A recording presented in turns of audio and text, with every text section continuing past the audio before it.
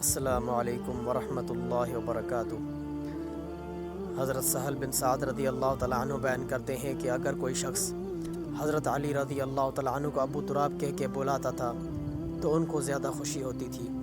اس کی وجہ یہ ہے کہ ایک دن رسول اللہ صلی اللہ علیہ وسلم حضرت فاطمہ رضی اللہ تعالیٰ عنہ کے گھر گئے اور ان سے پوچھا کہ علی کہاں ہے۔ حضرت فاطمہ رضی اللہ تعالیٰ عنہ نے بتایا کہ حضرت علی رضی اللہ تعالیٰ عنہ کی مجھ سے کسی بات میں ناراضگی ہو گئی تھی تو وہ باہر چلے گئے۔ رسول اللہ صلی اللہ علیہ وسلم نے ایک شخص کو بھیجا کہ جاؤ دیکھ کیا علی کہاں ہے۔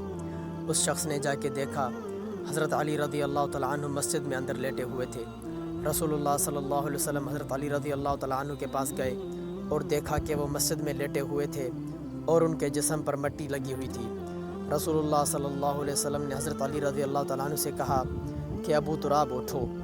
یہ نام حضرت علی رضی اللہ تعالیٰ عنہ کو اتنا پسند آیا کہ اگر کوئی شخص ابو تراب کہہ کے بلاتا تھا ان کو زیادہ خوشی ہوتی تھی۔